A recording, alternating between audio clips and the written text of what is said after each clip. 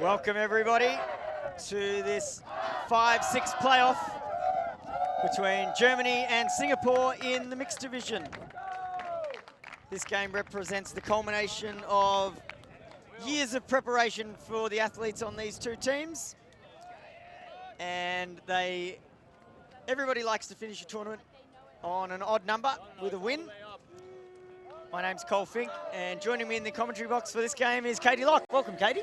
Thank you, Cole, and welcome to everybody on the stream who's tuning in from wherever you are in the world, whether that be Singapore, Germany, or somewhere else. Here we see a matchup that we don't really know a lot about, in terms of that Singapore and Germany are not traditional powerhouses in Ultimate, and they reign from different regions in the world, so they don't get to play each other a lot. So it'll be interesting to see how these two teams fare against each other, particularly having vastly different climates that they're used to training in. They certainly are. Singapore, obviously a very warm and humid place. Germany, on the other hand, often very cold in the winter. And both these countries are growing in stature very quickly in regards to their prowess in the game of Ultimate. Singapore have had a truly incredible growth in the last couple of years. Coming into this game, Singapore lost to the USA 15-5, and Germany lost to Japan 15-8. So that's how they got knocked out of quarters. And here we go now for this 5-6 playoff. Singapore pulling to the Germans. And that pull landing out of bounds. The Germans electing to take it from the brick mark.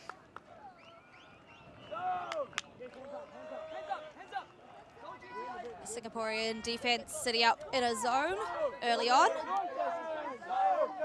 Good to see utilization of the zone coming back. Our last bit's game, we saw very little zone.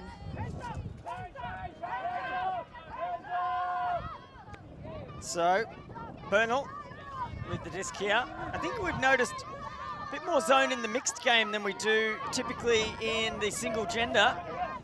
And I think that's a strategy designed to try to create mismatches downfield.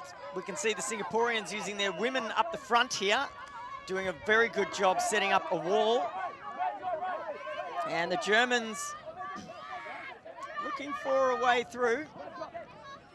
Out to Bernal again.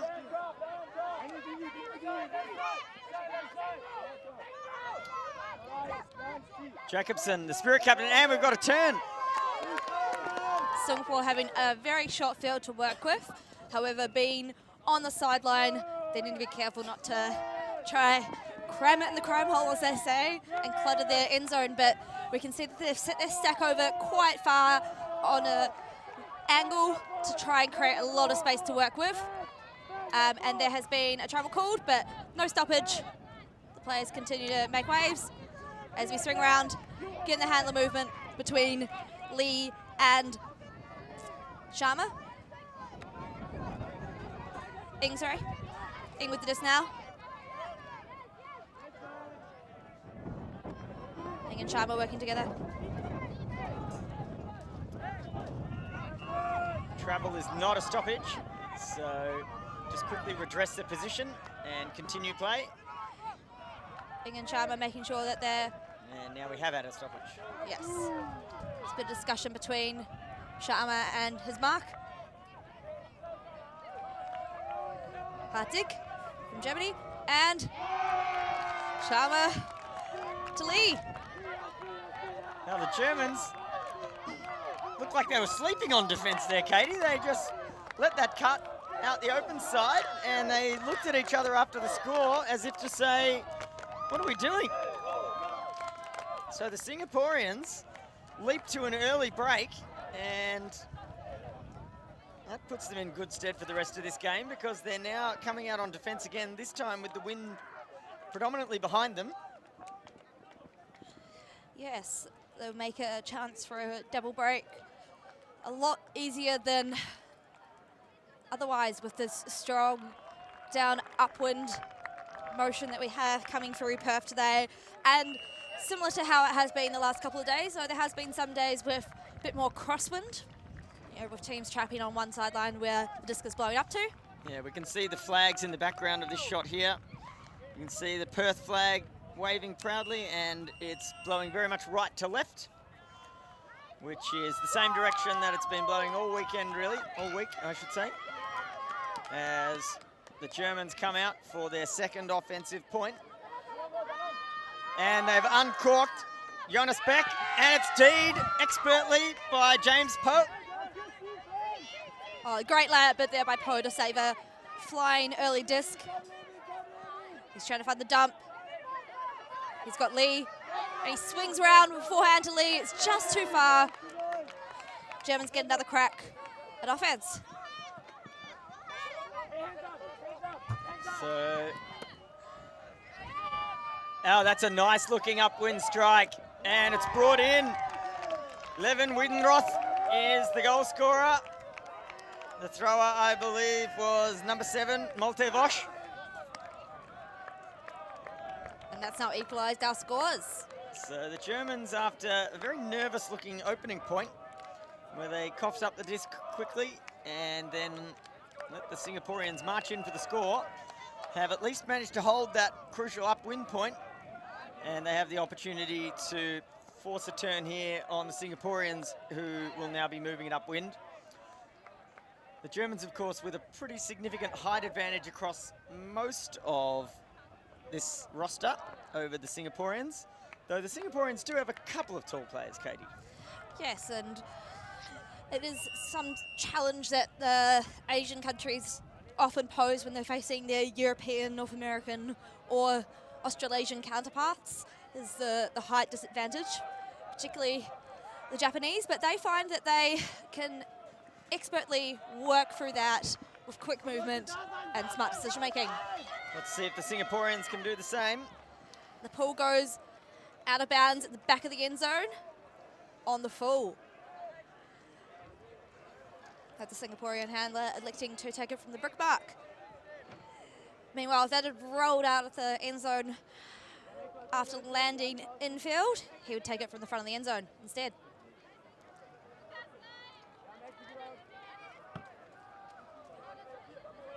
Appears as though Singapore are being attacked by a German zone here. They've got Saskia Ducho at the front, and it looks like she's going to form a fence with a couple of assistants, and they'll be looking to try to force the Singaporeans to make a lot of throws. That's a nice look through the middle. Yes, with Chia through to Bunhu. Back to Chia. She has options to swing, but that's on the side that the Germans try to force to. Singapore taking nice considered options here, faking the huck, but not electing to take it, playing nice and safe, knowing that possession is what's going to keep them in this game.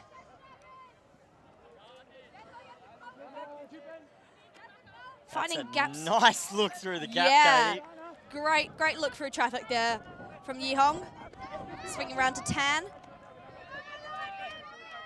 Yi Hong with the disc. The Singaporean offensive line really cautious and considered. Probably, like I said, taking a leaf out of the Japanese page. Great movement here between Yi Hong and Bunhui, along with Chia. Stray drink bottle making its way towards the play, so hopefully that doesn't interfere with anyone. One of the Singaporean players trying to kick it off the field. Maybe she should just keep her focus on the game. Yeah, probably. Singaporeans have made a lot of throws here, Katie. They really have, and they have not made a single turn yet, not a single error. Oh, until now, commentators curse. The wind just pushing that just a little bit too far, and the Germans go straight to Huck. And there's a turn again, undoing all of that hard work. So it must have taken 40 or 50 throws to make it that far up the field, and the Germans undo all that for the Singaporeans with a single huck. And Meg Goldbush was the intended receiver, but the throw did not sit out for her, so she's now back in the fence at the front of this zone, which the Singaporeans have all the work to do again to get through. They're working so well through there, though. So much patience. The Germans aren't really putting them under too much pressure. They do look very cool in this zone. They don't have to use overhead throws, knowing that their players just don't have that height match on the Germans. So the Germans running a V zone rather than a traditional cup that forces in one direction. This zone is designed to stop forward progress. The mark forces straight up and gets directly in front of the disc. And then there's a wing on either side of that zone attempting to, oh, that's a nice move through the middle from the Singaporeans. They've got lovely touch on their throws. Oh, just a little fumble on the sideline there. Germans get another crack at offense. Faking the huck, opting for the safer swing. No mark on. Here's Goldbush again. Oh, and we have a Singaporean player down in the lane. I don't have eyes on who that is, but there must have been a collision. So ultimate, obviously a non-contact sport. Collisions downfield generally occur when two players are moving but unaware of each other. And looks to me like that's what's happened. Ong Yi Hong, the Singaporean player, down, but claps hands with the German player. He's okay, just a little shaken. No injury called. So Goldbush and Wunderlich working together here.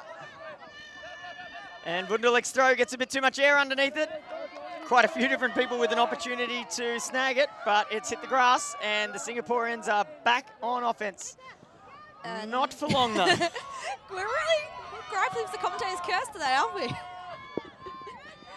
Germans back on offense again. Through Geers. Geers across to Wunderlich.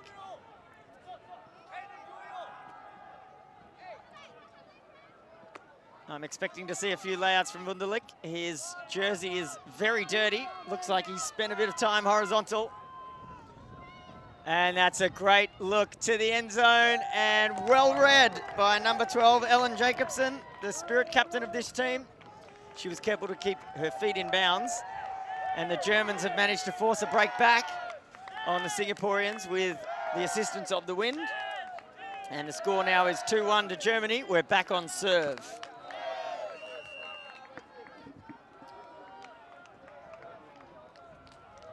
So, this has been an enjoyable match so far, and tactically an interesting one. We've seen a few different defensive looks. And the Singaporeans very nearly managed to crack through the German V zone there. And unfortunately a turnover right on the end zone line for them. And the Germans were able to scoop it up. And with a bit of a hiccup in the middle, get it down the other end for a score to Jacobson. Singaporeans looking offensively very strong on that point. A little slow to set up the defense though, which gave the Germans and their big throws the power advantage to get up on that break. Singapore with a chance to go downwind on offense. So big pull from Jonas Baumler, the captain of this German outfit. Germany set it up in their V zone again.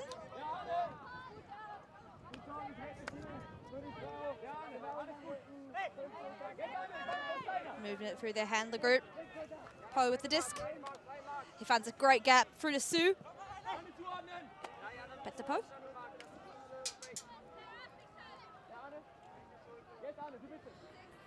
Got some hands deep from the receiver. He's trying to make himself known as a threat. Probably not an option if the Singaporean team keep up their clean, clinical offense. Oh, but he takes it! He takes it! Oh, and it's just a little bit too far for her. He actually had a wide open shot, if he'd seen it, to the opposite corner to number 66, Gito, who was open. And unfortunately, he didn't see that option available and took a more risky shot across field. And no fault of his receiver, that was an uncatchable pass.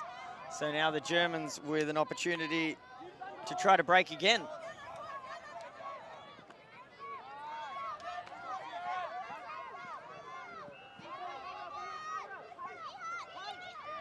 Nice jink from Jonas Baumler to get open. Germans running a pretty traditional three-handler offense, but that was just a miscue on the throw. And they've coughed up the disc. Tom Sudhaus unable to get underneath it. And that's a big put up. Oh! Huge bid. Huge bid. I didn't get a good look at who that was. It was Toe from the Singaporean team. These two teams have numbers that are a little bit hard to read from a distance, so. Yeah, it was number 94, Jonas Baumler, who made the bid for the German team. If I could offer the German uniform designers some advice, it would be to make the number on your shorts a little easier to read. The pinstripe design looks cool, but it's totally useless. Same somewhat for the Singaporean team. Red on white is a little bit hard to read from a distance. Meanwhile, back to the actual action. Marco Bonel through to Baumler. Baumler has uncorked one. He's looking for Dorothea Strain, and she's caught it right on the end zone line. Immediate dump. And a score. Tom Sudhaus with the assist. And again, I'm struggling to get a number. 45. Number 45, Marie Jordan with the score. That was an excellent upwind put. And we've had from Baumler that really opened up that play, and the Germans now have scored 3 in a row. They're up 3-1. We've had a timeout called, presumably by the Singaporean team. Fortunately, this is one of the few live streamed games that does not have game advisors on it. Unfortunately, as much as we'd love to have game advisors in every single game at Worlds, they are a rarity, so we usually end up assigning them to a couple of key fields, this one not being one due to be a playoff.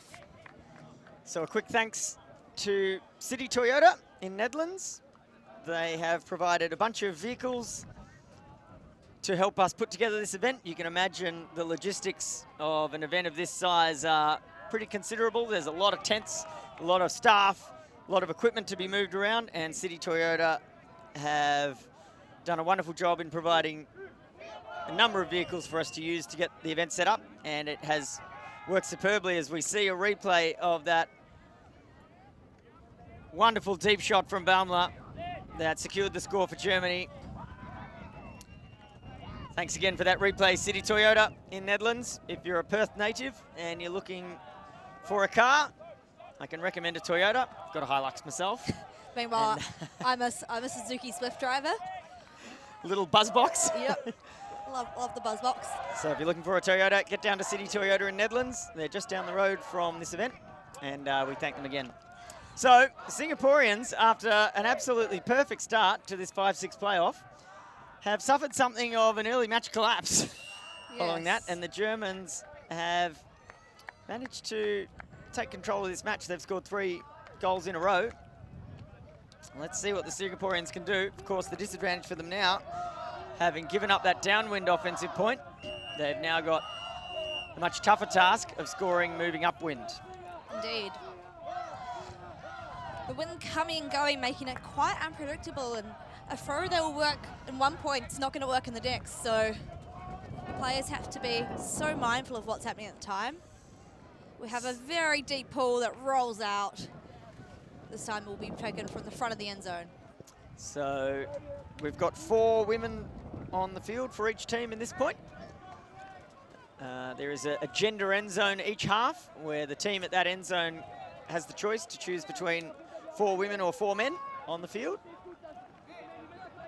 And it can be a strategic game to outfox your opposition and give yourself an advantage based on the matchups that your team has available against the opposing team's players. And there we see it, the German women, number 21, Saskia Ducho with a D. Oh! Huge layout D in return.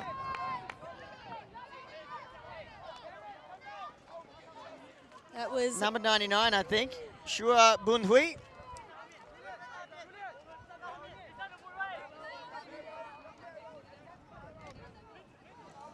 And the Singaporean offensive line gets another turn to strike. Oh, and no call being made. Looks like it just slipped out of his hands rather than getting a D from Jordan. So Jonas Beck with a nice crossfield flick that opens up a lot of lateral space. Moritz Hartig shoots end zone, but it's down. So the Germans will set up their zone again, and Singapore will try to find a way through it. Hopefully we can see a repeat of the patient offense we saw a couple of points ago, where this similar line to this one here worked through with about 50 passes, almost scored. But hopefully this time they can convert. So the Germans own a different look this time. They're now forcing heavily one way towards the far sideline, and they've got a 3-person cup arranged around that. And we've got a call. So uncontested foul by the looks. Yep. Just gonna tap back in. Tip tapped. So Singaporeans finding a gap through the zone. Oh! And the hands of Jordan getting on that one. Germans get another chance to score downwind. So here we go. Hartig again. He took a shot to the end zone earlier that missed. He dumps to Jacobson. And Hartig again with an errant throw. Nearly brought down by Andreas Huber, but wasn't to be. And again, Singapore in control of the disc.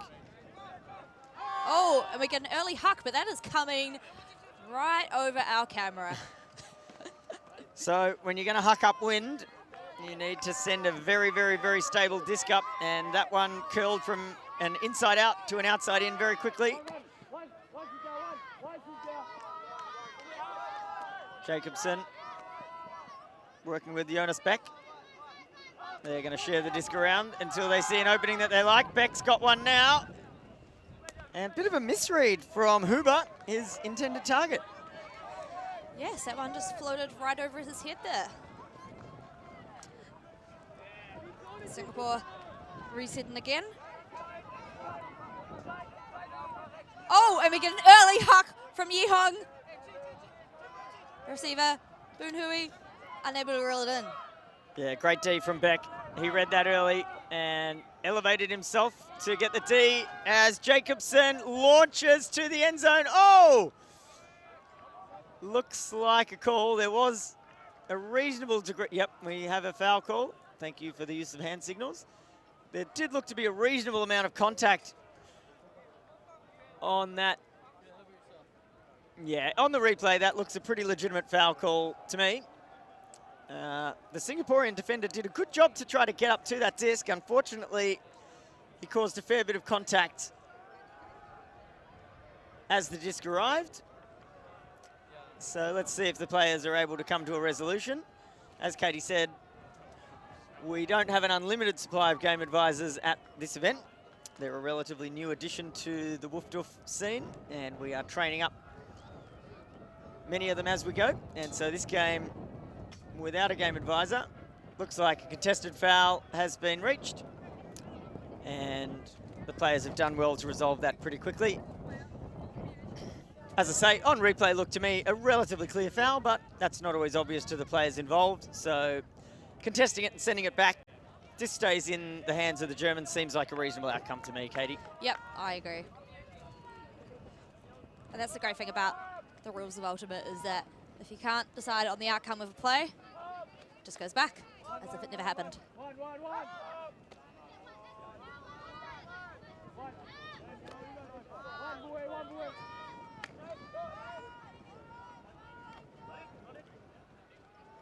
This goal is not in. Straddling the line there was Jacobson. And her throw, oh! So Jonas Beck had 2 bites at the cherry there and didn't hit either of them, as we see another upwind huck. Oh! Oh, wow! The Singaporean player. Oh, there has been a do we have a call?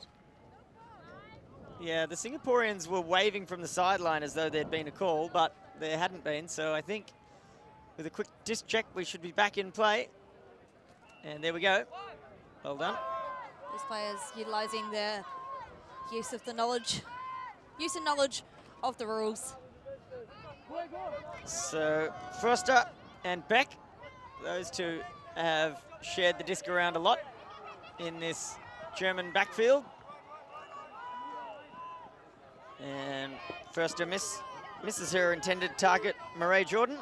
And the Singaporeans again, who have had much less success breaking through this second German zone look. Let's see what they can do. They're going to need to use their feet more than they are right now, though. That's a nice scuba over the top. That was a delicious scuba. I would eat that up.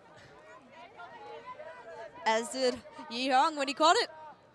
Oh, he's struggling to get the disc off. Overthrows. And His a good receiver. bid. His receiver, Juliet Tan, unable to reel that one in.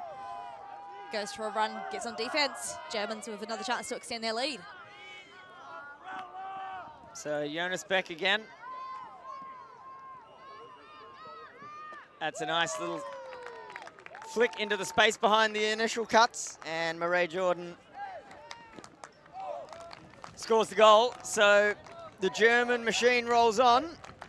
They went down a break to start this match, and since then they have put up a pretty stellar performance, and they're now up 4-1. Indeed. They're looking quite solid. So Singapore, to me, needs to do something different to break through this zone. Their downfield cutters looked pretty static, and they're going to need to do something more than that if they're going to win this game. So it might be time to try something different. Hucking it upwind into a much taller German defensive downfield is probably not going to be enough. You wouldn't think. No. Shout out to everyone on the stream who's tuning in. Let us know if you've got any questions or any shout-outs you want to give. Definitely less chitter-chatter in this one in comparison to some of the banter in the US-Canada game. Canada. Those North Americans love their battle. Absolutely, as you say, Germany, Singapore, not a traditional ultimate rivalry, and perhaps this could be the beginning of something for them. The Germans have set up their zone. It is... Oh, what a grab! Great hands there from Ng. He dumps it off. Singapore gaining significant ground from that huck. And Singapore have scored! Hishan Jamie with the disc. That was a pretty good long huck, given that the German Pommy zone had prevented any movement back in the handler position. The stall count was rising, and the Singaporean handler elected to punt it. And yeah, phenomenal catch. So, Pei Shan, the receiver. And the Singaporeans finally registered their second point for the game. They're down 4-2 against the Germans.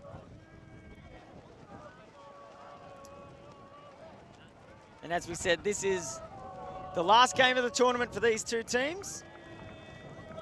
The winner with the honour of finishing on an odd number.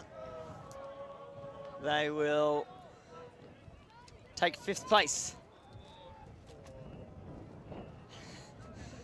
As we see, the workload has taken its toll. I think that's a member of our crew taking a well-earned rest. The Ulti TV crew has been working hard this entire tournament to bring you as many games as we possibly can. And a couple of pretty exhausted bodies and minds now. As we see the Germans bringing out their offense. It's Arne Erhorn, starting with the disc.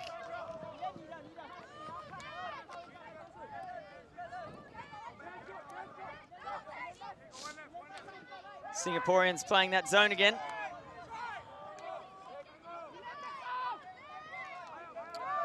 Meg Goldbusch, she clearly one of the German handlers tasked with moving this disc around. Nice look through the middle. Erhorn again to Goldbusch. Oh, it's a bit of a bobble, but she's managed to scoop up the candy.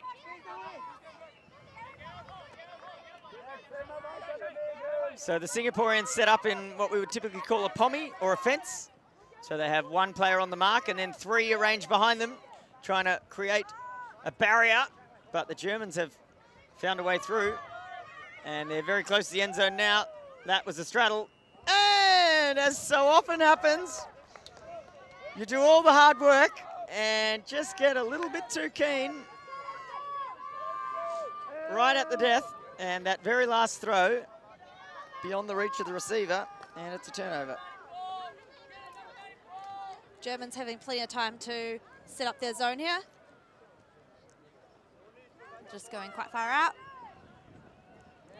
And Singapore's in the huck. Oh, that is a pie and a half. The bakery is open.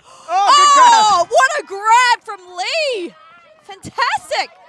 And he calls a timeout. Good choice, I think. So Jonas Baumler, unhappy with himself. He was in the box seat to take the D on that huck, and just, I think, lost the disc for a moment. Let's see a replay of that. To get inside. As you said, Katie, that was a real piece of pie. Floated up there for ages. Yep. So the Singaporeans happy with their progress. The 7 that are on the field are discussing tactics. The rest of the team giving them some encouragement, bit of clapping and dancing.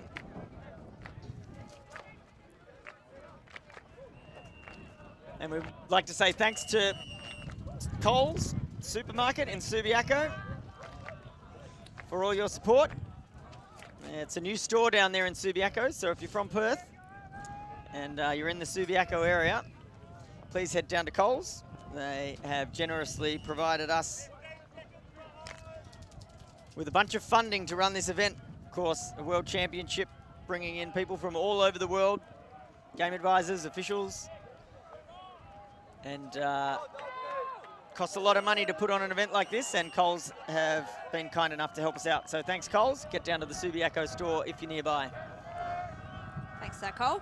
I'm sure Coles team love you and your name reference.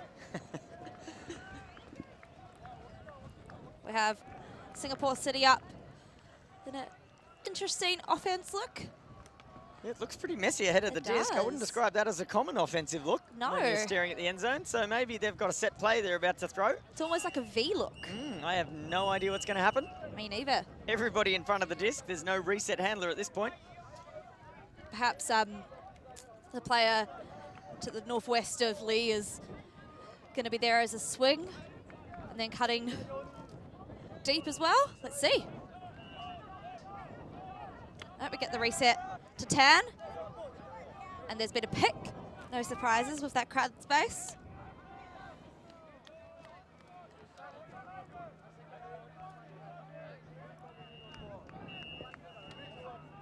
Sharma coming out as his dump. They're cutting into the space. Oh! And Singapore cram it in the cram hole. They get the job done.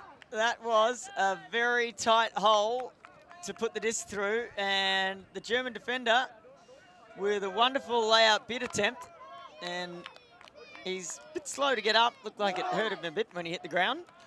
And correct me if I'm wrong, but that's a break for Singapore. It is indeed. So 4 goals to Germany, 3 to Singapore. And both teams proving now that they're capable of pushing their opponent, getting the disc off them, and converting on D. I would be interested to have a chat to the Singaporean coach about that set play, and the end zone there was a very interesting offensive structure that they set up. Indeed. Not one that I've seen before. No. It sort seemed to work in the end. It worked, exactly. It kind of looked like a V, and that they had the player to the right at the front being the first to move, which I wouldn't have expected. I was calling that the player in the front on the left would be one to cut into the open space, whether it be as a swing or a round throw. Yeah, typically offensive structures in Ultimate designed to create space to work into. But, of course, the Singaporeans, being one of the shorter statured teams, often do things a little differently. So let's not begrudge them for doing something different. It certainly worked for them in that case. No begrudgment at all. I'm just curious. Things I could take and learn here in Australia. So So Beck and Hartig moving the disc around. Cross per Keelstone. Singaporeans still running their zone as we see a look up the line. And now Marco Bernal uncorks one over the top.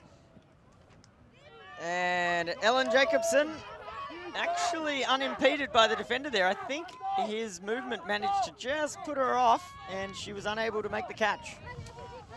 Oh, we're going to early flick up. And with 2 Singaporean receivers, neither of them catch it. Bit of miscommunication there. Yeah, hand block, I think, when that throw went up. Oh! And great D. Wonderful stuff, well read. That was a great D there. That came from Hui. And they've shot deep. It's coming over the top of Beck. And the Singaporeans make no mistake. They score. Oh, but there has been a call. Oh, travel call on the throw.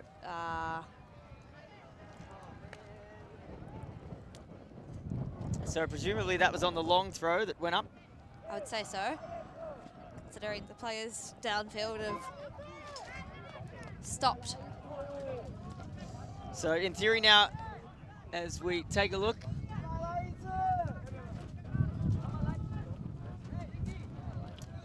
on the replay, it didn't look like a lot in it, perhaps talking about dragging the back foot on release. So in theory, everybody should be back where they were when the throw went up, and he's elected to send it again. Looks like the wind's going to push this And one. the wind, just pushing it out of field, and Jonas Beck giving it the last bit of help that it needed.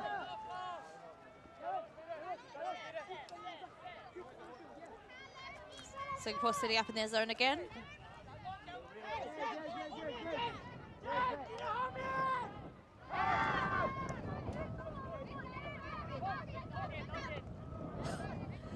Nice D from the Singaporean, James Poe. Singapore trapped on their far sideline. Oh, and we get another flick out. German hands on it this time. Cannot be reeled in by Singapore. So I think Singapore have talked about the wind, and they've decided that anytime they're in possession going downwind, they are going to huck it for yards. And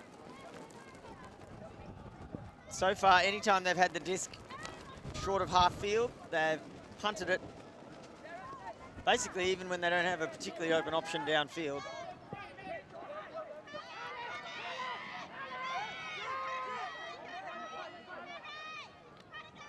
Not electing to do that this time, though.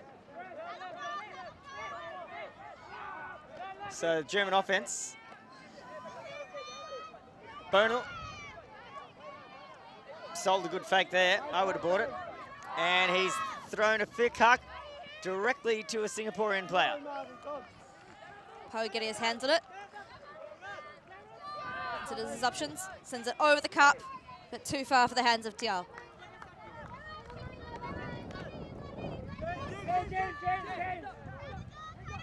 We have a Singapore German player, sorry, streaking long, but so I think the disc has rolled out of play there. So Oh. Jonas Beck doing the right thing and taking it from the sideline. And he's put up a wonderful shot. Marco Bernal almost able to bring it down, but James Poe, who is one of Singapore's rare pieces of tall timber, did a great job and managed to spoil the party for the Germans. He's punted it. And this game devolving into a game of tennis.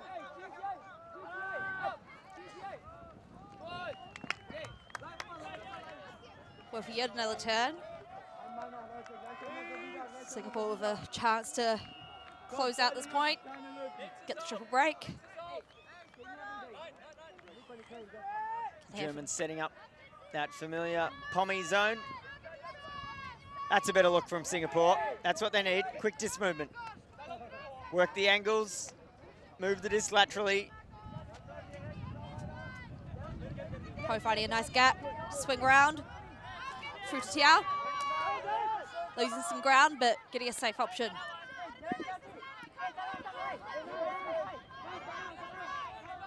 Jumping it off. Oh! And Tiao sends it.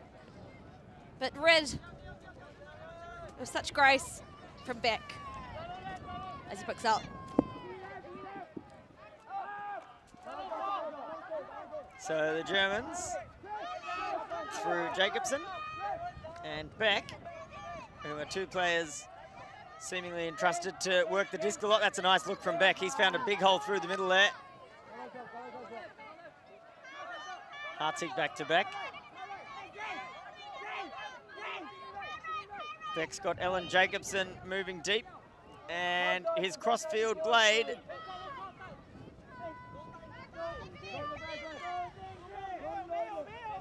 James Poe walking up slowly,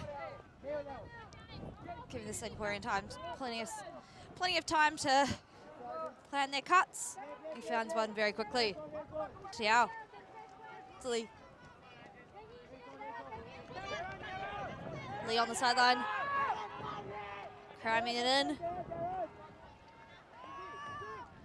Great collection there from Hui. There's been a travel call, I believe. She taps back in. Oh, great inside break there. Oh, that was a good D attempt. Right on the doorstep. Oh, we have a player down though from the Germans. Looks like Ellen Jacobson, their spirit captain. I didn't actually see what happened that led to her ending up on the backside. Appears as though she is calling a foul on Jingi, one of the Singaporean offensive players.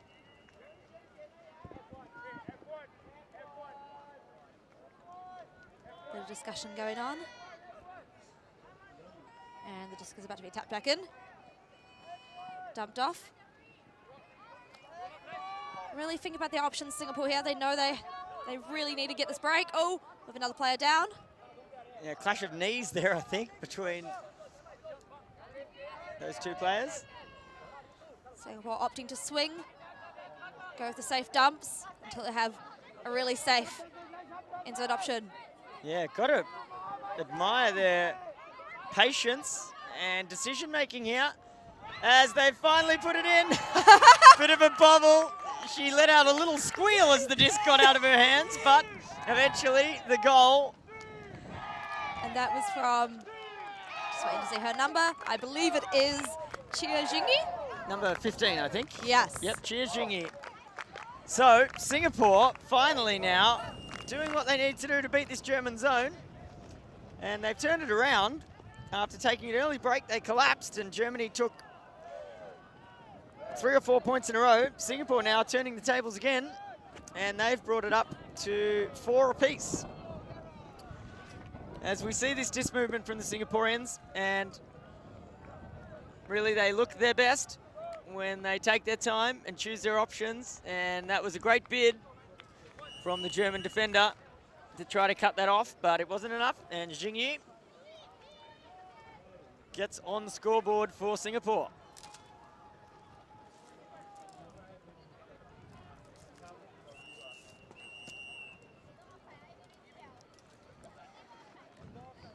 Singapore now will want to be maintaining this lead, making sure the Germans can't grass it back off them.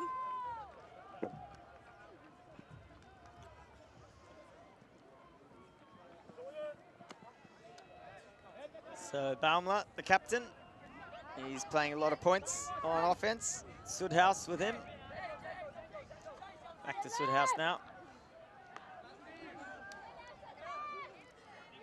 And the Singaporeans sticking with this zone. Why wouldn't you? It has forced quite a few turns at this point. They're happy to let the Germans go backwards.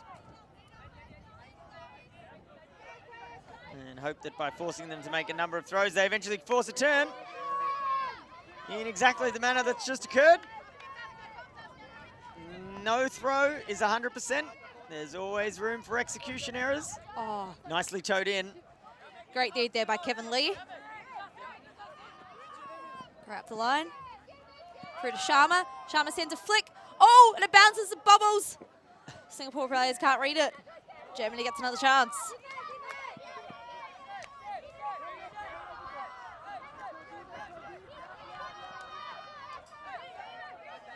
So, what can the Germans do here? This Singaporean zone seemingly not trying to force turnovers so much as just force a lot of throws.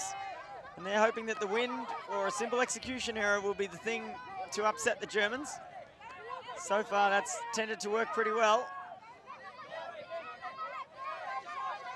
I think it's been what's worked for both teams, forcing the risky options. Lots of errors, lots of throws to create errors. Yeah, agreed. That's a nice look through the middle. Now the Germans are away, and of course, as I say that, Commentator's curse. Tom Sudhaus underestimated Meg Goldbutcher's height by about 3 feet, and the Singaporeans are hucking for yards. Certainly not for possession, that was miles away. Oh, phenomenal bid. Saskia Ducho put the body on the line to try to secure that disc. The throw was coming in at 1,000,000 miles an hour from Baumler, and he raises his hand to apologize to her. He realizes that was an almost uncatchable throw, and she nearly made it look very good. Yeah, she did. If she caught that, that would have been highlight reel for sure. There's Tan walking the disc up. He finds an early deep option. Can they get there? I think not. Germany getting hands on it first. So again, Singapore's D-line strategy appears to be force a turn and then huck it. As Germany looks end zone and over the top. Must be said, the wind not as bad at the moment as it has been for much of this tournament. It's definitely consistently blowing right to left of screen at the moment. And nice D. That was Ducho again. She's gotten horizontal a couple of times in this point. Yeah. So I love to see.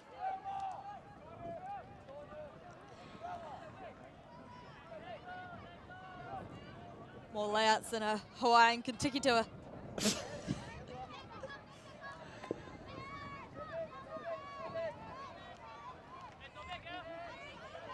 And a shot to the end zone, and it's a score. Jonas Baumler was the shooter.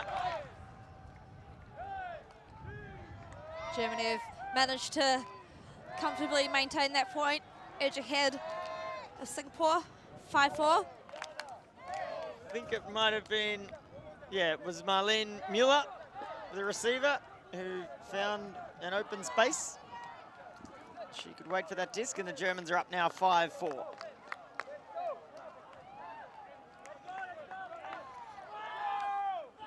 Singapore is one of the more developed ultimate countries in Asia, with the exception of powerhouse Japan. And they traditionally tend to play a bit more mixed and men's, but there's been a real resurgence of the women's game. Absolutely. Recently with the club Huck, I believe they're called. No, Havoc. Oh, Havoc, there we go. Got my H's wrong. Huck is a Japanese club, yes. Yeah, Havoc. Only a year old as a club now, the standalone women's club in Singapore, and at the recent AOU GCC titles, Asia Oceanics, Havoc made the final, and we're up against Huck, actually, now that you mention it. The double H's. And they acquitted themselves extremely well. It was a seriously impressive performance. So Singapore in ultimate, definitely on the rise. Their men's counterparts, Crackerjack, also made the final at AOU GCC. And also went down to a Japanese team, Nomadic Tribe. Singapore, the country to watch. We have some future superstars, current superstars of Singaporean Ultimate right here, right now. Though, commentator's curse, unfortunate timing, a cold drop from Singapore. And we have a lefty backhand huck to Height. Height Didn't get his gecko gloves on. No, Height doesn't teach you how to catch, though. No, unfortunately not. So Wiedenroth there was the intended receiver. You can't teach Height, but you can teach somebody how to catch. So Singapore again, wow, that thrower is demonstrating incredible flexibility. Number 99, Katie. Bunhui. Bunhui. His low release throws are a sight to behold.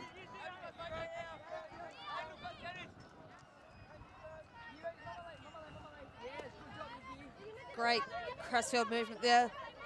Just inside line with Toe. Through to Sue.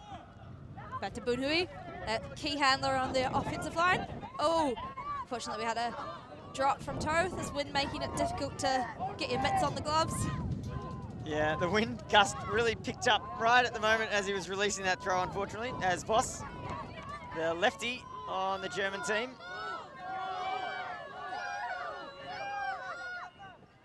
And he's not able to connect with Wunderlich and the Singaporeans with another opportunity.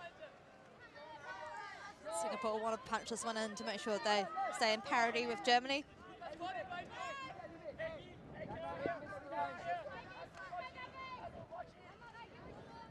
Some swift movement here for the handlers. Yu Hong and Boon Hui.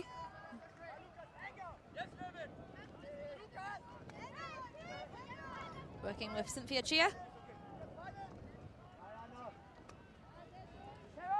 If there's anybody at home in Singapore watching the stream, I believe you're in the same time zone as us. Hope you're enjoying your afternoon in Singapore. Let us know if you're here. Movement round. Boon Hui indicating where he wants his cutters to go. Oh, great inside throw. So, Far out. yeah, Gitu just tumbling with that one. A great grab. I am seriously gobsmacked by the throws that Shua Bunhui has at his disposal and the flexibility of the lower half of his body too. He's able to get properly low. He needs to give us some flexibility lessons. Maybe he was a former gymnast. He's putting on a clinic here. This is sensational to watch. Loving it. Toe with the disco sideline. Dumping off to Yi Hong. Swinging it round. Being cautious, patient. Getting nice and low. Utilising Boon Hui's small frame and flexibility. And there he goes. There it is. That is impressive. Toe with the catch. He must have a seriously strong right quad muscle as well, because he's doing single leg squats here all day with these pivots. Look at the low release here. Fantastic. That is just a demonstration of how ultimate can be played by people of all statures and all body types. Absolutely. Boon Shua Hui. Boon Hui. That is entertaining to watch. And I'm not going to try to copy him, lest I snap myself in half. I was just going to say, Chua should come see us after the game and teach us small players here some lessons on how to be really low and flexible, because Yes. we ain't going to get those pack grabs the same way some of the other Aussies can.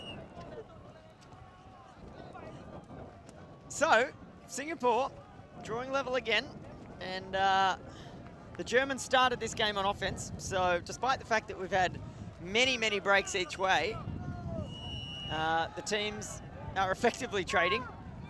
But I do think, in fact, that they've scored more on defense than they have on offense, as we see a flick pull into the wind. Again, not a common strategy, you would see.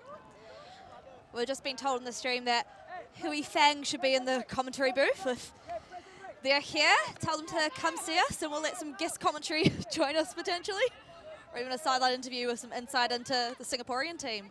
Absolutely. Hui Fang is an absolute treasure of Singaporean Ultimate. She organised the Pan-Pacific titles that featured the Australian, Singaporean and Japanese under-24s teams in competition with each other in preparation with this event. And she's coming to my wedding in a month and a half, so that'll be fun. So Fang, if you're out there, come say hi. Shout out to Cole Fink for getting married. Did not know. Oh, you didn't? There you go. Gonna make some more Phillips babies, eh? Yeah. I've picked a partner to make my kids tall. And I'm told it's pretty baller if your wife is taller than you. And mine is going to be much taller than me. So there you go. All right, back to the game. And the wind is under that one. Oh, the scrap's picked up by Kielstein, who shoots to the end zone. And the German tall timber able to bring that in. I think that was Sudhouse with the goal from Keelstone. Shout out to Christopher Smudo, a German in New Zealand watching this match. Kia ora, guten Tag to you. Just managed to mix up Māori and German there. I did. That was pretty smooth, not bad. So, Jasper Kielstein picking up the scraps from that errant backhand from Levki Wolchak, the captain of this team, one of the captains of this team. Wolchak and Baumler sharing responsibilities. And we also have two spirit captains on the German team, Ellen Jacobson and Meg Goldbuch. You can see the wind blowing across field here with a chip packet. Make its way across. Hopefully nobody slips on it. Oh, the pole reaching the feet of Toe. And our entertaining favourite, Chuabuntui, back on the field with his ridiculously low throws. And that was a ridiculously great low grab. This is worth the price of admission to see this alone. He is slicing this German zone to pieces, and they don't really know what to do with it. The zone composed of players who are well over 6 feet tall, and we've got a stall-out call here. Either way, it's going to be a turnover. Question being, does it occur where Bun Hui is standing or where his throw hit the grass? And good shake of the hands. They've agreed to leave the disc where it is. Great demonstration of spirit there. Germans get a crack to extend their lead.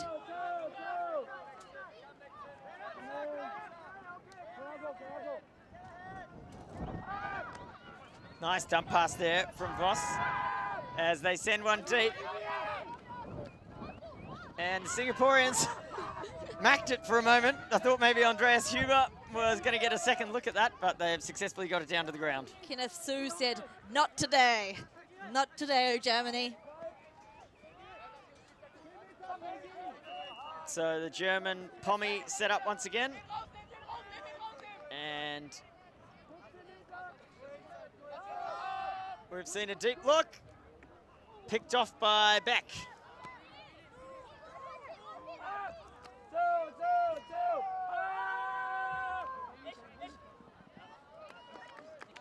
And a goal is called. And the goal is scored by Lucas Wunderlich. He was chasing down a flick that had gone a little bit further than intended, and it actually drew him all the way into the end zone for the score. So Germany now finally consolidating a lead. And they are at 7-5 over Singapore with that break. And a timeout appears to have been called. The German team huddling together. Getting people on the line ready just in case, but meanwhile the Singaporean team standing around having a chat. There's a bit of discussion between the two teams. We'll take the opportunity to thank SGA Travel. They are our domestic travel partner here at the World Under-24 Ultimate Championships. And SGA Travel would love to help you with all your travel needs. So if you're traveling around Australia, looking to see the sights, get yourself down to SGA and they will hook you up. Can confirm from past experience, very helpful. So Singaporeans now having to work the disc upwind, and if they're unable to halt the German defence and the Germans are able to punch it back in the other way, that'll take us to half-time. Indeed it will. Ultimate is an interesting game in that respect, where halftime is never at a specific time on the clock, instead being when one team gets to 8 points.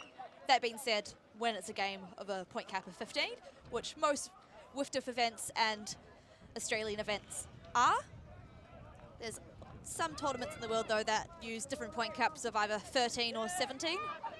So the halftime varies accordingly. Back into this game, though.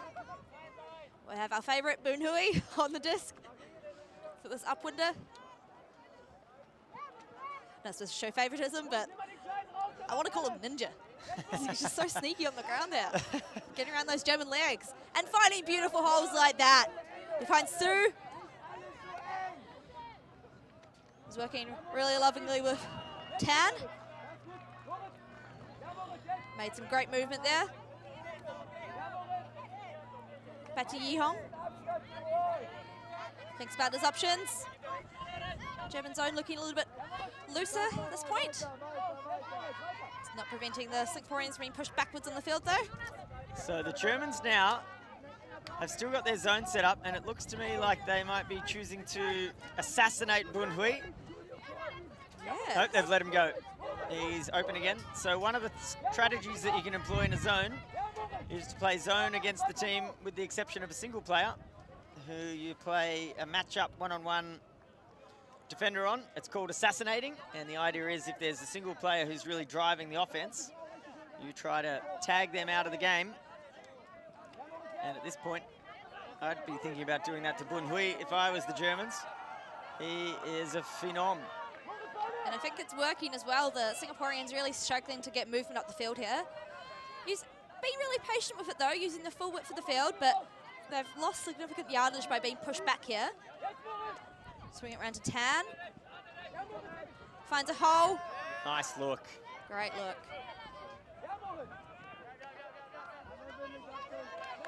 Moving it through. Boon Hui recognising what they've done and sitting out on the wing instead. Electing to let his other players play in the hand the combination. Tan telling him to go deeper. Tan and Yihong swinging the disc around each other. Assistance of Chia. Just being really patient here, making good, cautious decisions. Boon Hui popping in the cup, seeing if he can get in the action, and he does. Ninja's back. But struggles to get some forward momentum. So dumps it back to Yihong. German zone doing a good job of forcing a lot of throws here, and that was close to the sideline. It's very close. Sue just towing it in. His momentum taking him outwards, but because his first point of contact with the ground was in the field, he keeps possession. Wind picking up here. The Singaporeans have a player wide open in the end zone, but I just don't think anybody could throw it that far in time. They probably just don't want to risk it, which is a good, cautious decision. They're opting to be nice, safe, patient, and moving through a lot of shorter passes and finding holes when they can. Unsuccessfully assassinating Boon Hui now. He's just working through that zone, working with Yihong. Just finds Chia on the far sideline.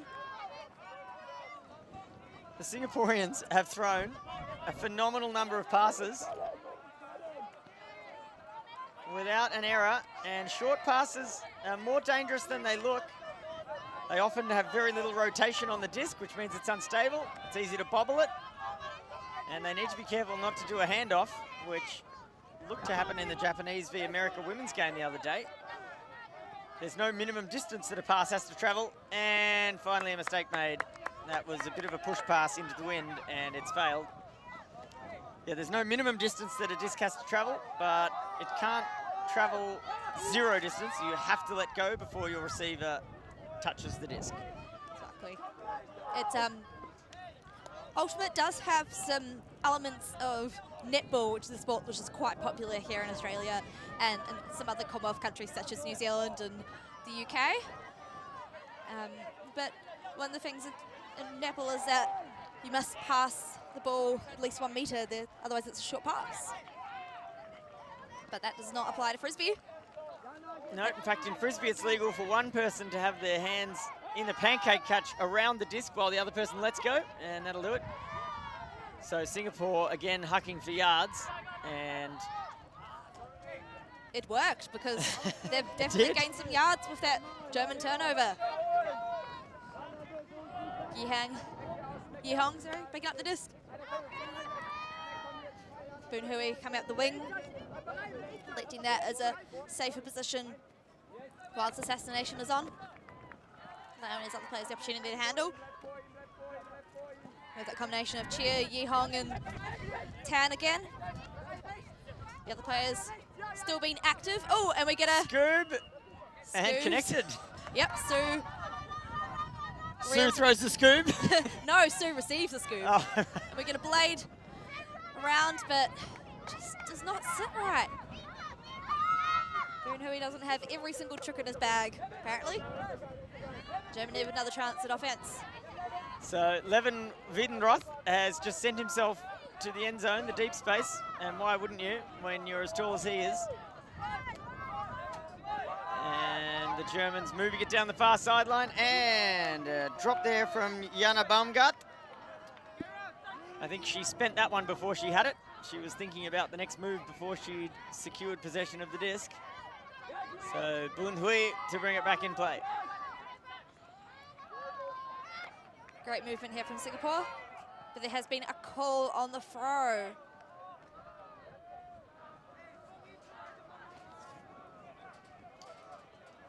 Presumably a travel call, although it looks like it may have been retracted. Seemingly the Germans happy with the disc to stay where it is. So after a short discussion, we're back in play, well resolved. And the Singaporeans continuing to work their way upwind here. Tan with the disc.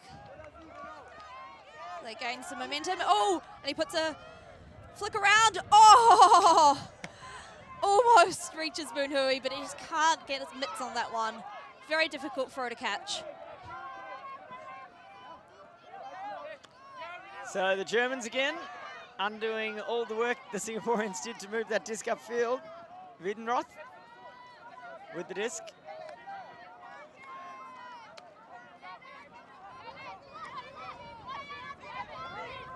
Wiedenroth's had enough of handling. He's gone deep. And the disc is coming to him, but not through Juliet Tan. She saw that coming and cut it off. Nicely done. Great hands from Tan.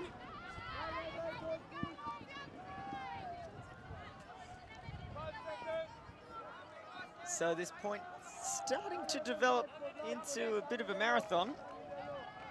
You'd have to think the players on field at the moment would be starting to get tired.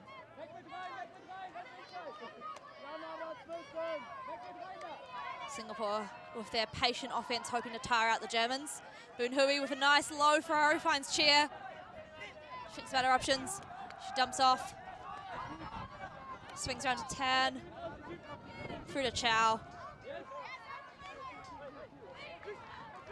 Chow, reasonably tall player for a Singaporean woman. Her height being of use here. Tan on this nearest sideline. Thinking about his options. Boon Hui wants it. Knows he can't. Oh, but he does. Is he going to ninja this one through? And he does. He ninjas it down the sideline. Great almost throw. In. Kenneth Sue on the doorstep. Lots of clutter space. Round to Boon Hui. What magic can he throw now? What can the ninja do? I was hoping for a nutmeg there, a throw through the legs. No, he takes the safe option, gives it to Yi Hong. Back to Chia. Great safe hands with her. Big swing on. Singapore being so patient and considered in their offense. There's so much to learn from this. And there is a goal. Singapore finally put that one in the bank. It is Juliet Tan with the goal, with the double happiness. That's right, she did get the block at the other end, cutting off a deep look to Wiedenroth. And Juliet Tan will be happy with that point. And the Singaporeans with a critical upwind hold there, bringing the score to 6-7. And the Germans now with the breeze working against them for the most part, as they try to take this game to half-time. And this has been quite a contest. It has. The Singaporeans have found a way to play that works for them.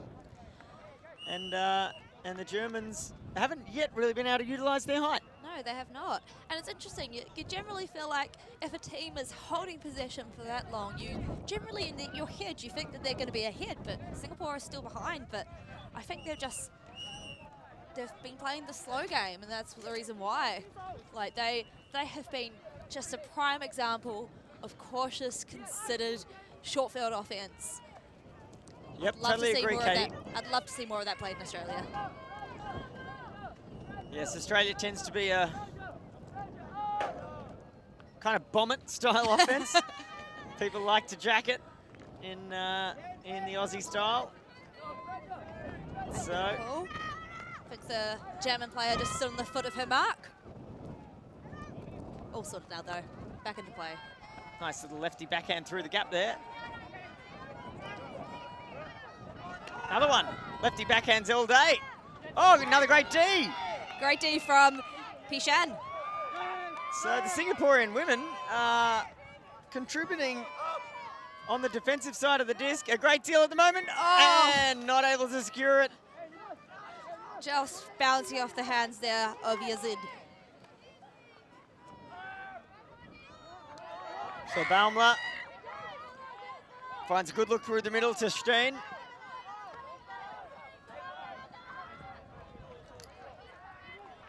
And Stoodhouse all the way back to Walchak. Walchak with a heavily strapped shoulder. Doesn't seem to be affecting her throws though. She's getting plenty of wrist snap. And that one's gonna sit up. Oh, expertly recovered by Jonas Baumler. He most certainly was not the intended receiver.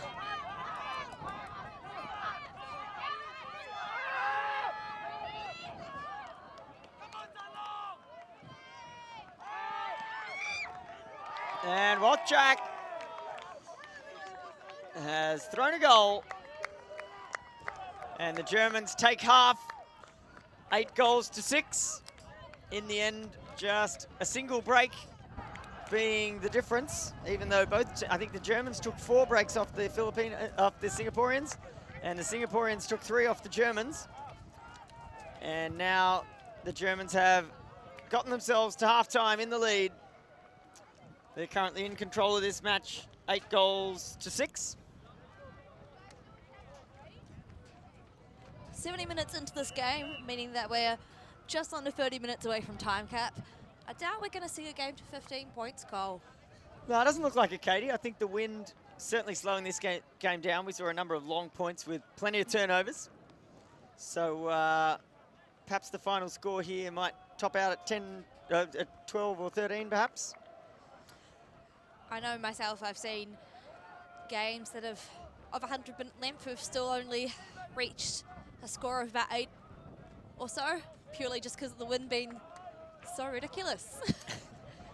Points being ridiculously long in turn. And on the other side of the coin, we have seen some extremely long games as well.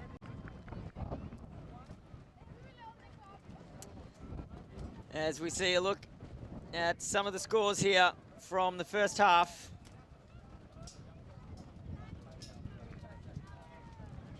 So it's 7 minutes to halftime. We'll leave you with a highlights package from the first half. And we'll see you back again here for the second half of Singapore versus Germany in the 5-6 playoff in the mixed division very soon. Cool. Feed my ego till it's full. Ay, y'all hysterical. You don't want to see the truth. Ay, I'm already cool. Feed my ego till it's full. Ay, y'all hysterical. You don't want to see the truth. Ay, I'm already cool. Feed my ego till it's full. Ay, y'all hysterical. You don't want to see the truth. Ay, I'm already cool. Feed my ego till it's full. Ay, y'all hysterical. You don't want to see the truth.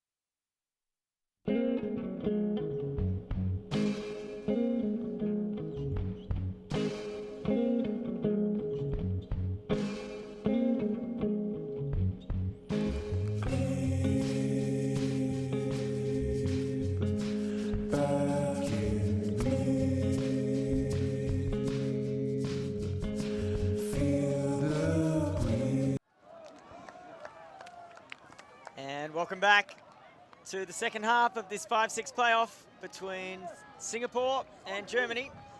Germany started the match on offense, but Singapore was able to take the first break from them. And then we saw a number of breaks each way. Eventually, the Germans registering one more break than the Singaporeans, and they took half 8-6. So Singapore now starting on offense and going downwind. We're in a pretty stiff breeze. It's going right to left on your screen. And it's played havoc with some of the throws. And both teams playing almost exclusively zone defense, which has given us an opportunity to see the phenomenal Chua Bun Hui in action, number 99 for the Singaporeans. One of the most entertaining throwers I've seen. Oh, wow, that's a good look through the middle. That was a great grab there by Levin Lin, the spirit captain of Singapore, gaining great distance for Singapore. Singapore demonstrating their great offensive structures, just working so slowly through these zones with so many passes, not taking the risky long options that often. And again, they find another hole. Singapore just a couple of meters out of the end zone, looking very crowded at the moment. They'll probably opt to try and get off the sideline if they can, but they don't need to do that. They cram it in the cram hole once again. Singapore inch a little bit closer to Germany. Yeah, they're 8-7. absolutely experts at the tiny dishy pass through the zone. So often we would see those little dishy passes resulting in a turnover at some point, either when a defender gets a hand in or simply the disc is bobbled because it doesn't have any rotation on it and it's a bit unstable. And the Singaporeans, for me, much more consistent than most players I've seen at knowing when to throw it and when to holster it.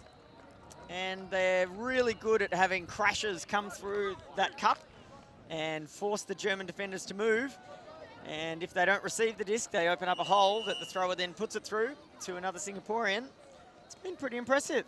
I think there's something to learn there for those of us who aren't as expert at moving through a zone.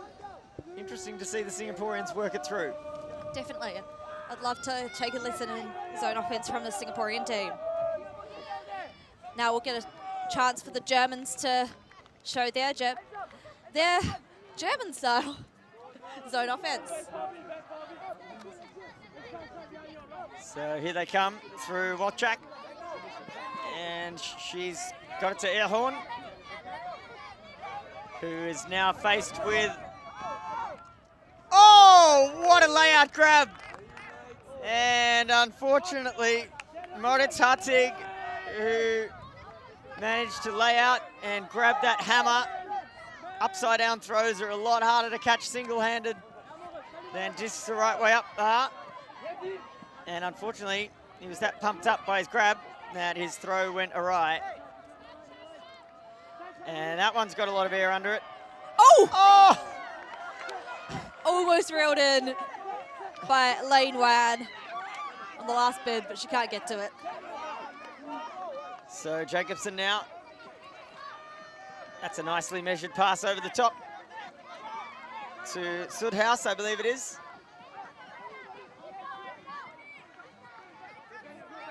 Hartig and Sudhaus.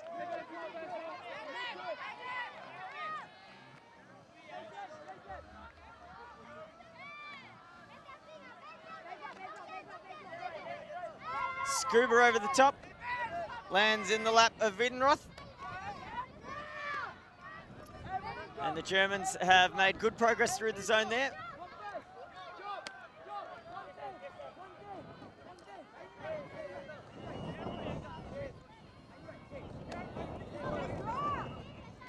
The Singaporeans running a straight fence across in front of the German throwers. Trying to force them to move the disc laterally. Throw a lot. And oh! We get a kicking D from Kevin Lee. Well, he has booted that disc into next week. Absolutely punted it. Typically not what you want to do on D is give the disc more air than it needs, because anytime you mack it and give it some air, that's an opportunity for someone to catch it. Definitely.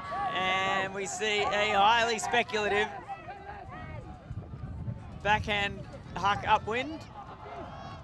Not a sensible choice, I wouldn't have said. Garatan opened a bakery, but didn't stay open for long. Just one pie and it was done. So the Germans, that's a nice look through the middle.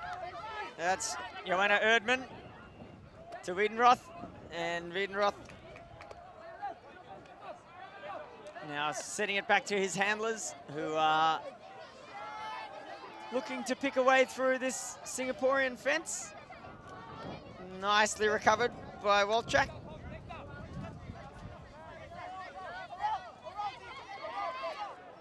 And we've got a hand block. Wojcik waving off any thought of a foul call. Oh, yeah, that was well read by Deepansh Sharma. Sounds like he might have some Indian heritage. Yes. Singapore, of course, an incredibly diverse country island city with people from many backgrounds. Oh, what a grab! Benedict Ing, what a grab by him.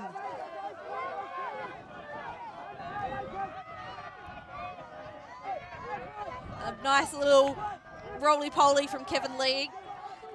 Has to show Gemma Coleman from the Blue Bottles a thing or two. Oh, it's a goal! What a grab. Under heavy Fantastic defensive work. pressure. Was that Elaine one, I think? Yes. And the Singaporeans have got back on level pegging here. They've broken the German offense upwind. And that's making this game pretty interesting, Katie. It is. It's a relatively tight game, but it's one that could go either way, and not just because of the win, but because both teams are utilising vastly different strategies to get the disc down to their end zone. Yep, and both teams have shown they're capable of some really clean, clinical frisbee, and both teams have also shown they're capable of some fairly questionable decision-making on occasion. So perhaps the winner of this contest will be the team that can keep their heads on straight and make good choices. So the Germans, they'll have Jonas Beck, their key O-line handler, at the back of this offensive structure. They're going to need to move it carefully upwind. Singapore electing to put their offensive line on, but there's been a dropped pull. Yeah, Maltevos, unfortunately. Doing the right thing. You always want to catch the pull if it's catchable, because not doing so gives the defense a lot more time to get down there and set up. And Voss, unfortunately, just a simple execution error at the crucial moment. And he's given the Singaporeans an extremely short field.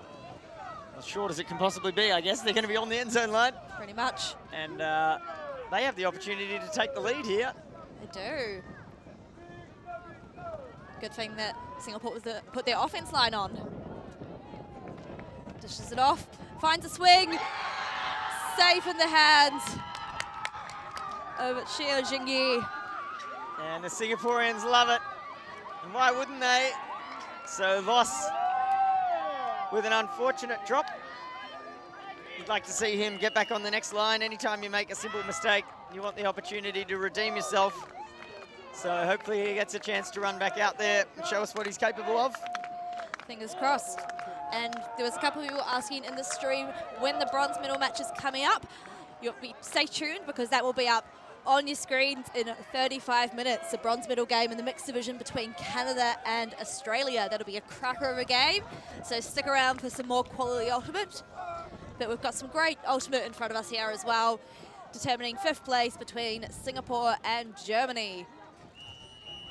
Not traditional powerhouses in ultimate, but definitely good contenders. Yeah, they're both developing quickly and developing in really different ways. The Germans with that, trying to use the height that they have at their disposal, and the Singaporeans adopting something more similar to the Japanese style, quick movement. Though it's definitely got its own character, the Singaporean play style, and it's working well for them today. Hartig with the disc. He's back there with Huber.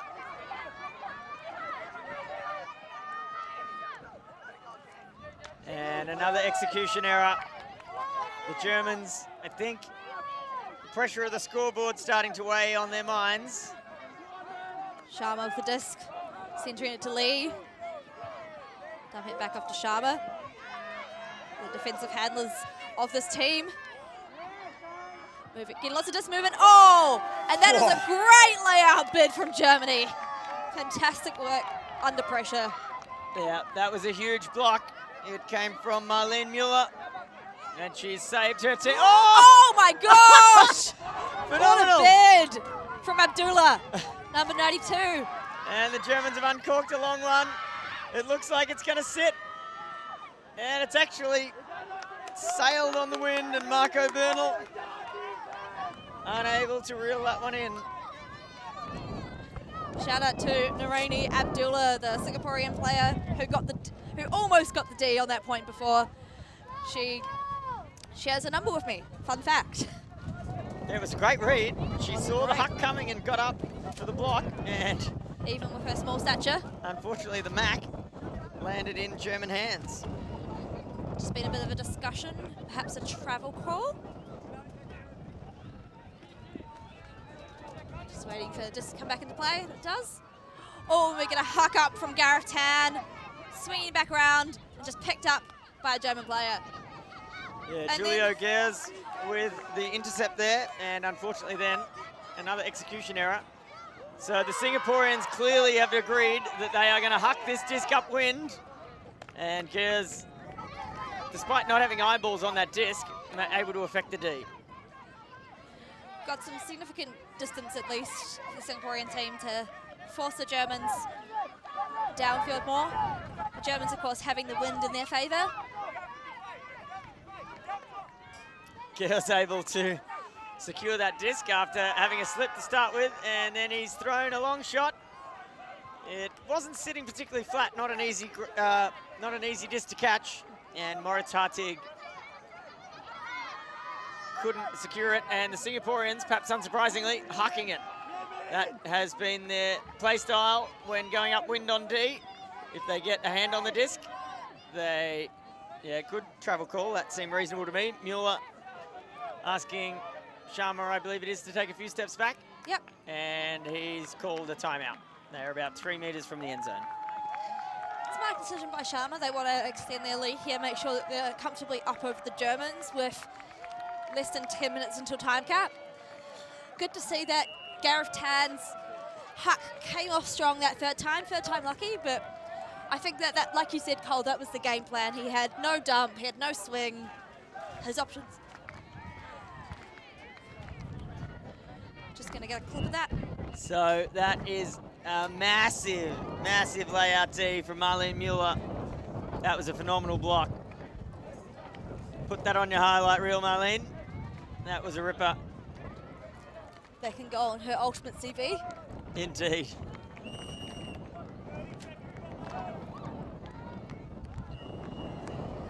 So, thanks to our friends at the Spud Shed. They're a local fresh food market who provided plenty of fresh fruit and vegetables for us here at the event. Help feed our wonderful crew. We really appreciate it. We've been really well looked after as a team, and there are well over 100 volunteers and staff here at this event, putting on a show at this phenomenal UWA stadium. As we see again, that Mueller block. Phenomenal stuff. So thanks again, Spud Shed, very much appreciated. And our team's break from timeout.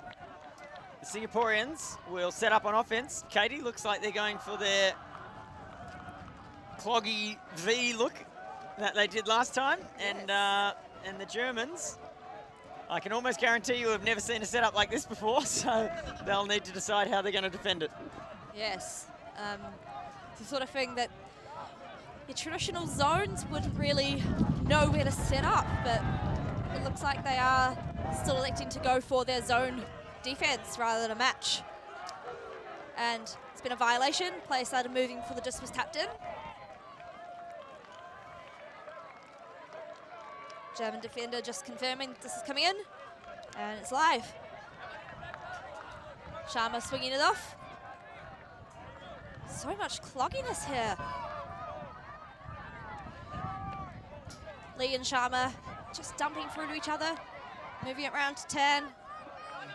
Tan's got Abdullah on the side. Not usually a handler, but she's probably out to free up some space. She's wide open out the side there. She is indeed. Although Mueller looked like maybe she was baiting that shot so that she could get another layout D. Singaporeans playing what can only be described as dude ball right now. They're right on that. Thanks because they don't have Chair on the line. She seems to be the strongest female handler. Lefty backhand, and some debate as to whether that hit the ground. Marco Bernal got horizontal. Be nice to see some hand signals to let us know what the call is.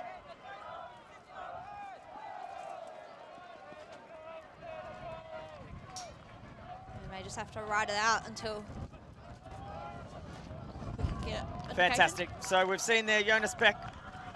I think the call may have been a stall out, and Jonas Beck confirming that he saw the disc in flight before the T in 10. And again, fantastic spirit at World Championship level.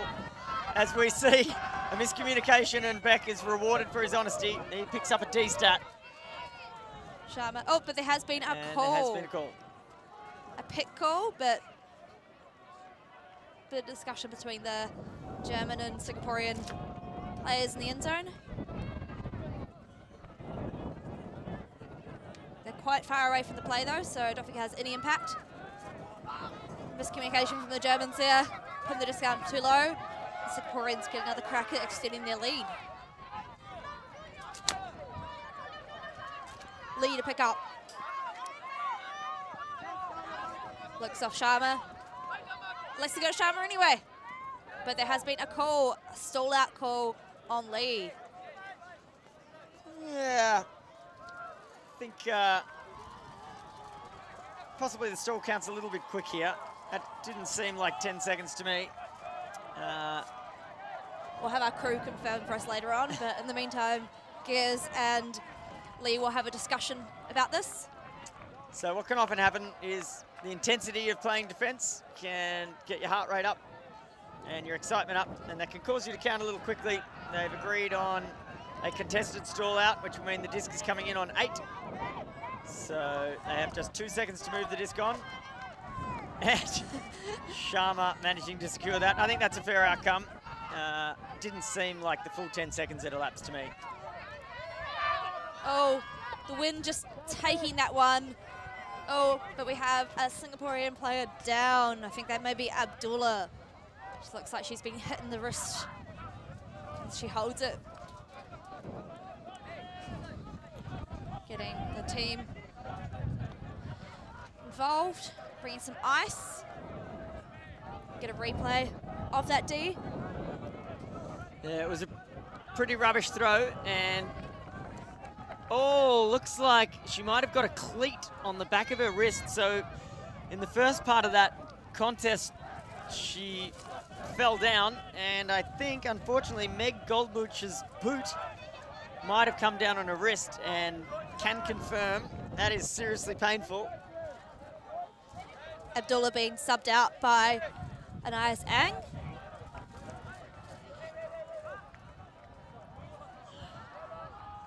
So the Germans able to substitute a player as well. The intent there being that if a player is substituted off due to an injury, their replacement is matched up by another player with fresh legs. And so Walchak takes the place of Goldbuch. And we have a disc check to put us back in play. And Beck will get the Germans moving on offense. Huber and Walchak back there with him. Walchak seemingly held together by accessories, and Beck has uncorked one. Will it sit? Oh! Lee scrapes that one out. That's his. He's signing for the parcel instead. Massive D. That was not just a good read of the disc, but a seriously good catch. Sure. Singapore on that near sideline. The flick huck going up, but it's just curving. It's quite hard in that wind to get those flick hucks to sit up. Germany getting another crack, but there has been potentially a call. No, just a player on the sideline, just waving his arms around. Oh, and Walchak felt like she needed to attack that disc, and it turned out the wind was going to bring it sailing across to her anyway. Singapore so the Singaporeans. Great read there by Elaine Wan, but it just gets pushed out. Oh, we have Sharma on the ground. Injury call.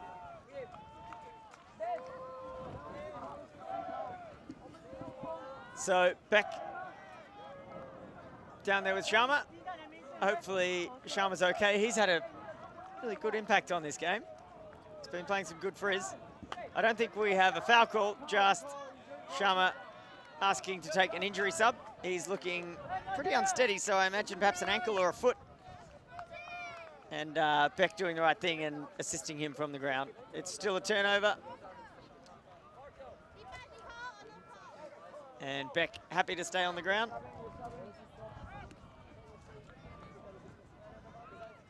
I think they're just confirming with Sharma that there's no foul call. Looks like Beck's indicating that even if it was a foul, the disc was going to be well out of play before Sharma would have a play on it.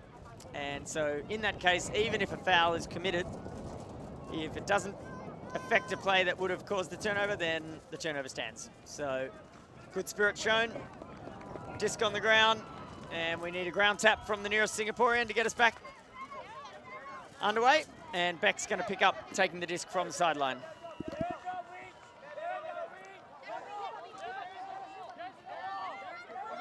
Singapore back in their zone. And Beck sending a big wide one over the top. Oh, Mueller has been sold an absolute rotter by the wind there. She was in the perfect position. And then the wind, which had been completely still for a moment, just picked up. And Beck's little floater pass sailed into next week. Lee working through to Tiao, the captain. Puts a low one down. There's Tan. Oh, I think he's lost a contact. I reckon Tan's lost a contact there. Oh, no. He certainly reacted strangely and then looked on the ground, and he's just sent a mega crossfield blade. Oh, just too far for Ing for Rillen.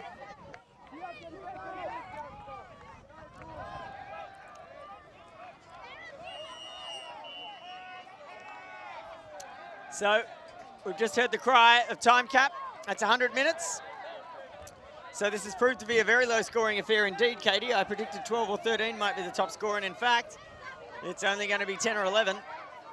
So if the Germans score here, we'll have a universe point game to 10. And if the Singaporeans score, we will have a game to 11. This wind has started to really pick up now. It's going to make it tough for the Singaporeans to get upwind.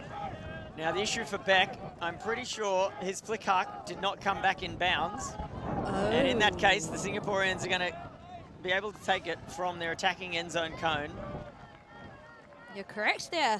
We're seeing it being run up. That would give them a 2-point lead and match point to go. So that would put them in the box seat to take this out over Germany. And here they go. Too easy. They get the job done. Singapore up 10-8. It's a game to 11. So the German defense really caught napping there. I don't know what they were doing. If you're gonna give your opposition the disc at their end zone cone, you better make sure that the near side end zone is fully clogged with defenders, particularly in a wind like this where a shot over the top is likely to float away. And we see there number 71, Kevin Lee, with a quick and easy cut straight into the end zone. And the pass from Darren Teo, made no mistake, set up for him perfectly. That gives Singapore a 10-8 lead in this game to 11. And this could be the final point of the tournament for these two teams. If the Singaporeans are able to punch it in. Quick shout out before we get into this final point, well, potentially final point, to Emma and Tom's. They've been fueling our huge volunteer workforce with their yummy sugar-free natural snacks and smoothies. I've been drinking many a smoothie myself. Yeah, thanks Emma and Tom's. This won't be the last time I have an Emma and Tom smoothie. I'd never tried one before, and I've loved them. So definitely going to add them to the list at home.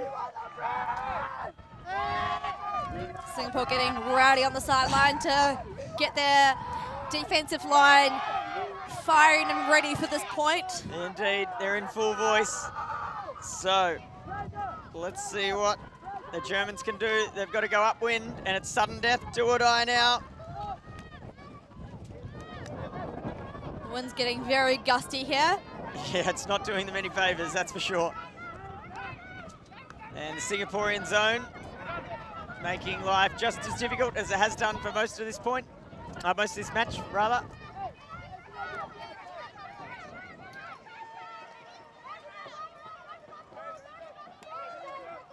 Maltevos with the disc, around to Walczak, and Walczak across to Sudhaus.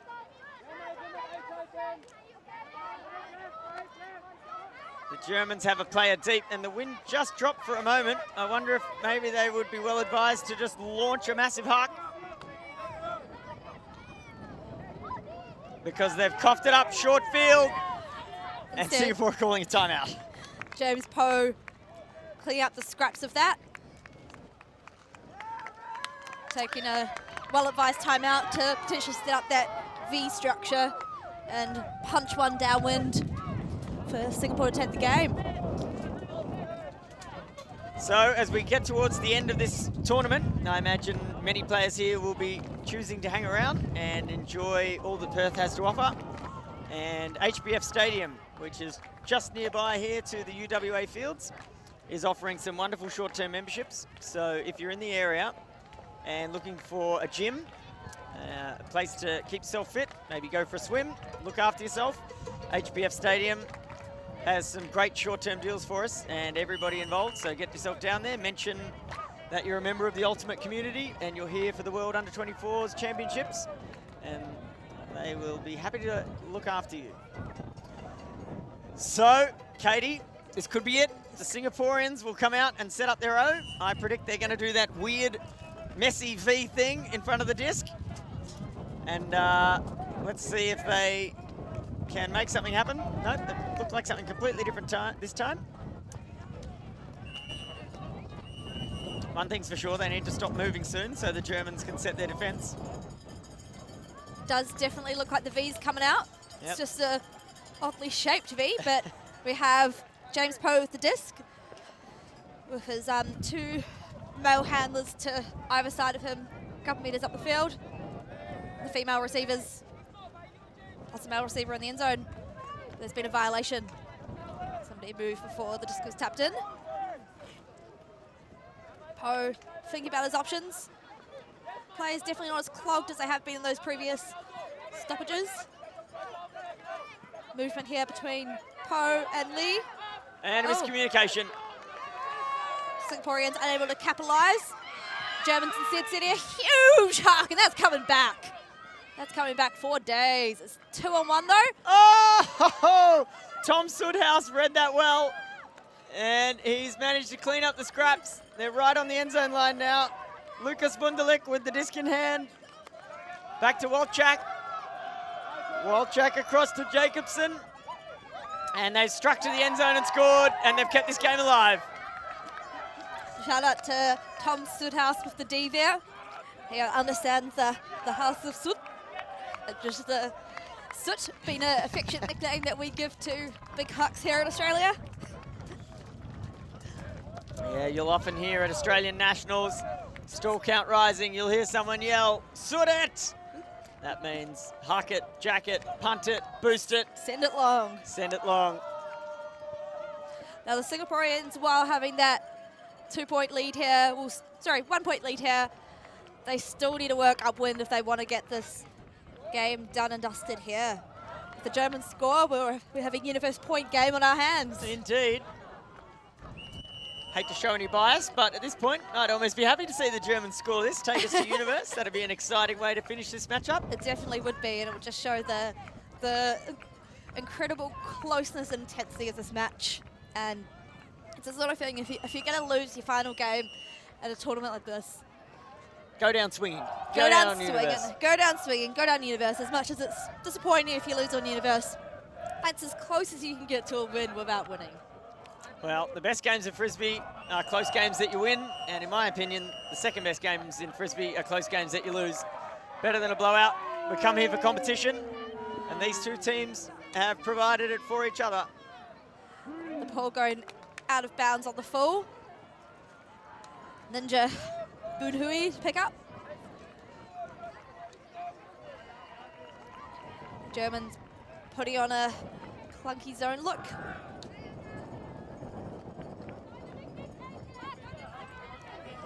We have Juliet Tan from Singapore, way open in deep space. But Singapore are likely to work it through their handlers, be really patient with the disc. Expect to see a lot of throws between Chia, Yi Hong and Boonhui. Maybe some Gareth Tan as well, if he wants to get involved. And Bun Hui doing what he does best, getting low, sending out some lasers. That's what we want to see.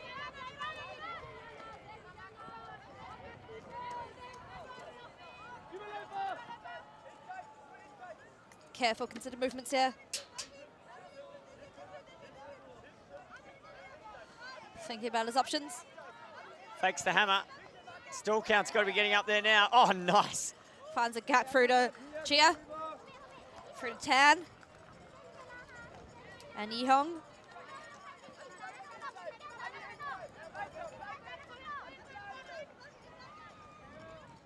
Just getting that casual movement. I think there's been a dispace or double team called. Singaporean players not afraid to chuck another player through that cup, making it very cluttered. They're still working up the line here. Yeah, they've barely got it more than a couple of meters from this sideline, the majority of this point. But they're working through those small spaces with such ease. Bunhui will want to get low here, get it off that sideline. Oh, and he puts it up, puts a huge floaty flick. Oh, well read. Julia Beautifully Tan. well read. She does her job as the receiver and receives with ease. Singapore finding more space now, but getting back onto that far sideline. I think this Well, is they're it. close now. We're so close. And they're in. That's all they need. That's the game. All they need is a 30-centimetre pass to Chia, and that's game. So the Singaporeans, they deserve it. It's got to be said. They've played some fantastic ultimate.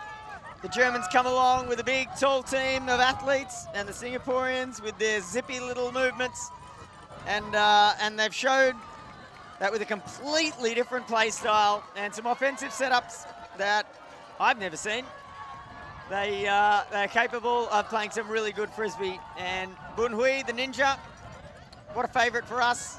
And they have taken this game out 11-9 to secure 5th place in this tournament.